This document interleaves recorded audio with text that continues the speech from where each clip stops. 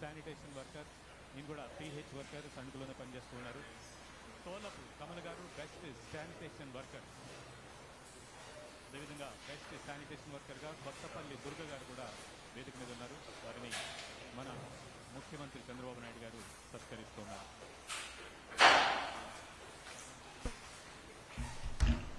మీరంతా అయిపోయింది మా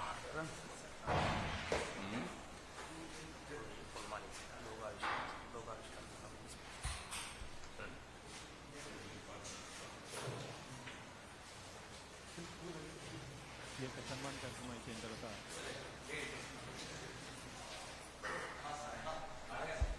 సన్మాన కార్యక్రమం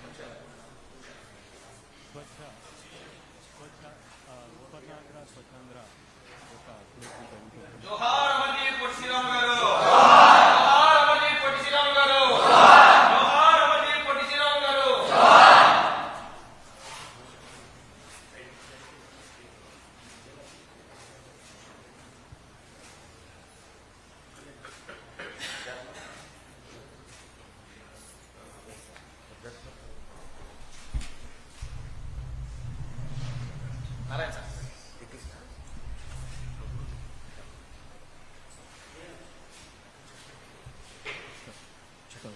వేదికని అందరూ అలంకరించవలసిందిగా కోరుతున్నాం. సో ఇప్పుడు మన యొక్క ఇక్కడ విచ్చేస్తున్న మహిళలు ఒక ప్రశ్నని అడగబోతున్నారట మన ముఖ్యమంత్రి గారిని.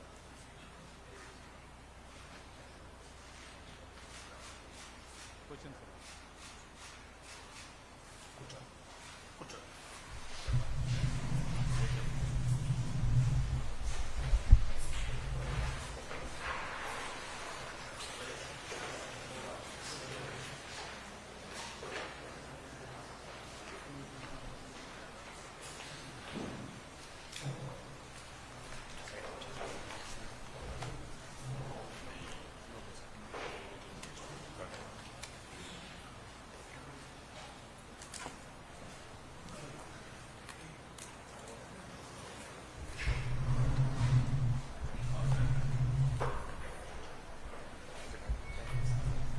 ప్రశ్నలు అడిగేవారు కొంచెం సిద్ధంగా ఉండవలసింది కోరుతున్నాండి. దీని తర్వాత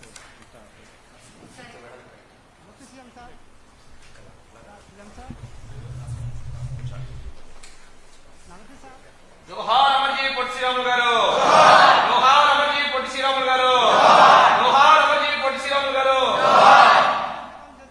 అప్పటి నుంచి మీ రాజకీయ అనుభవం ఎలా ఉందో ఒకసారి వివరించారు సార్.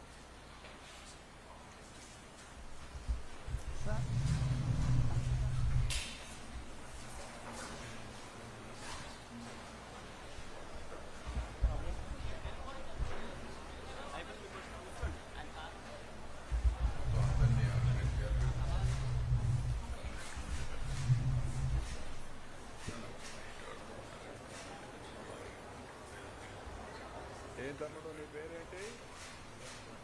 భాస్కర్ రావు సార్, చాలా భాస్కర్.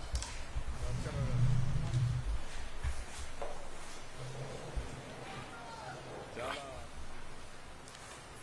సంతోషం భాస్కర్రావు గారు. నీకు ఎవరికి రాని ఆలోచన వచ్చింది.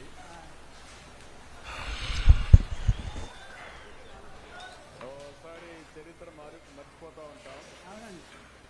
మళ్ళీ గుర్తు చేసుకుంటే ఓకే అమ్మా, నమస్కారం. ఇదే రోజు 47 సంవత్సరాల కంటే ముందు అందరికీ నమస్కారాలు. ఇప్పుడు 41 సంవత్సరాలుగా ఈరోజు మనం అందరం కూడా పొట్టి శ్రీరాములు గారి యొక్క 121 జయంతి ఉత్సవాలు జరుపుకోవడానికి సమావేశమయ్యాం. మొన్నే మనం ఆత్మార్పణ దినోత్సవాన్ని కూడా పెద్ద ఎత్తున నిర్వహించుకున్నాం. ఎందుకంటే జనం కోసం, తెలుగు జాతి కోసం బ్రతికిన వ్యక్తి అమరజీవి పొట్టి శ్రీరాములు గారు. ఎంతో మంది పుడతారు కానీ కొంతమంది చరిత్రలో మిగిలిపోతారు. తెలుగువారి చరిత్ర ఉన్నంత వరకు పొట్టి శ్రీరాములు గారు గుర్తుంటారు.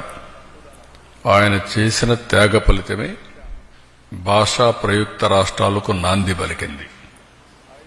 అంత మునుపంతా కూడా బ్రిటిష్ వారి పీరియడ్లో మనం ఒకసారి చూస్తే ఆ రోజుల్లో వాళ్ళ అడ్మినిస్ట్రేషన్ కోసం ఆలోచించి ప్రజల మనోభావాల ప్రకారం పరిపాలన చేయలేదు. అది వ్యాపారం కోసం చేసిన పరిపాలన. ప్రజాస్వామ్యం కాకుండా రాజ్యాధికారంతో ప్రజల్ని ఇబ్బంది పెడుతూ డబ్బులు వసూలు చేసుకుంటూ ఇక్కడ సంపద బ్రిటన్ పంపించేవాళ్ళు. అలాంటి విదేశీ పరిపాలన. స్వాతంత్రం వచ్చింది, కలలు కన్నాం. కలలో కన్న తర్వాత ఒక ప్రగాఢమైనటువంటి ఆత్మాభిమానం కూడా వచ్చింది. ఆ రోజు మనమందరం మెడ్రాస్లో ఉండేవాళ్ళం. అంటే బ్రిటిష్ వాళ్ళు చేసింది కొన్ని ప్రెసిడెన్సీస్ పెట్టుకున్నారు. ఢిల్లీ కేంద్రంగా దేశం మొత్తం, మెడ్రాస్ ఒకటి, లేకపోతే కలకత్తా, మహారాష్ట్ర, ఇలాంటి 4-5 సెంటర్లు పెట్టుకొని పరిపాలించారు. అయితే తర్వాత కూడా యాజ్ ఇట్ ఈజ్ చేస్తా ఉన్నప్పుడు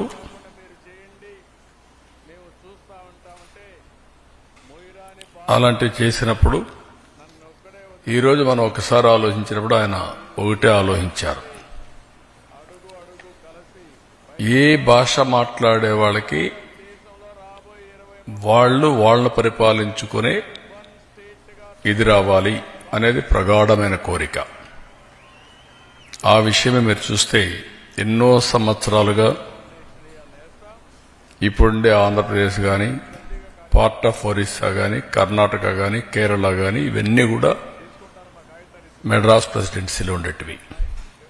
అలాంటప్పుడు పోరాటం చేసి మాకు తెలుగు భాష మాట్లాడే వాళ్ళకు ఒక రాష్ట్రం కావాలని భాషా ప్రయుక్త రాష్ట్రం కోసం పోరాడిన వ్యక్తి, త్యాగం చేసిన వ్యక్తి, ఆత్మార్పణ చేసుకున్న వ్యక్తి పొట్టి శ్రీరాములు గారని చెప్పి కూడా నేను మీకు తెలియజేసుకుంటున్నా. అందరం కూడా సాధారణంగానే పుడతా ఉంటాం. ఆయన కూడా 1901 మార్చి ఇదే రోజున 16వ తారీఖున మద్రాసులో గురవయ్య మహాలక్ష్మ దంపతులకు జన్మించారు. ఆయన మెడ్రాసులో జన్మించిన తెలుగు వారికి రాష్ట్రం కావాలనేది ప్రగాఢమైన కోరిక. జన్మస్థలం నెల్లూరైనా అక్కడి నుంచి మెడ్రాస్కి, అప్పుడు అందరూ మెడ్రాస్కి వెళ్లారు. ఎందుకంటే రాజధాని మెడ్రాస్. మొన్నటి వరకు హైదరాబాద్లో ఉన్నాం, ఇప్పుడు అమరావతికి వచ్చారు. ఇది ఎక్కడ రాజధాని ఉంటే అక్కడ అవకాశాలు ఉంటాయి. చాలా మంది ఢిల్లీకి వెళ్తారు. ఎందుకంటే మన ఆశలు నెరవేరాలంటే రాజధాని నగరం అయితే అవకాశాలు ఎక్కువ ఉంటాయి, మన క్యారియర్ బాగుంటుందని చెప్పి కూడా వెళ్తూ ఉంటాం. ఆయన కూడా